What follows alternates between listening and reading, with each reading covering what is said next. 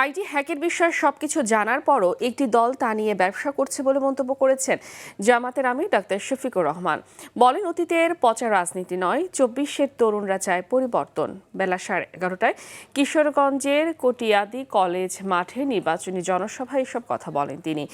জামাতের আমির আরও বলেন, জাতিকে বিভক্তির সুযোগ না দিয়ে সব ধর্মের মানুষ দিয়ে দেশ সাজানো হবে। এ সময় মেধার উপর সুবিচার করে যুবকদের দক্ষ জনশক্তি হিসেবে গড়ে তোলার ঘোষণা দেন তিনি। সমাবেশ থেকে চোরাপথে নির্বাচন বন্ধ করার ঘোষণা দিয়ে প্রশাসনকে সততার সাথে দায়িত্ব পালনের আহ্বান জানান ডাক্তার শফিকুর রহমান। দুপুর 2টায় ময়মনসিংহের সার্কিট হাউস মাঠের জনসভায় অংশ নেবেন জামাতের আমির। তোমাদেরকে শিক্ষা প্রশিক্ষণ দিয়ে তোমাদের হাতকে বাংলা গড়ার কারিগরের হাতে পরিণত করব ইনশাআল্লাহ।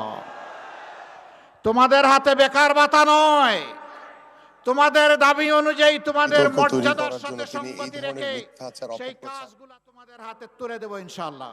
এই দেশকে নিয়ে তোমরা সামনের দিকে আগাবা, পিছনে ফিরে তাকানোর সময় আমাদের শেষ। এখন শুধু সামনে এগিয়ে যাওয়ার পালা। পিছন নিয়ে যারা কামড়া কামড়ি করে তাদেরকে কামড়া কামড়ি করতে দিব আমরা। ওরা করুক, আমরা এগিয়ে যাব জাতিকে নিয়ে সামনে ইনশাআল্লাহ।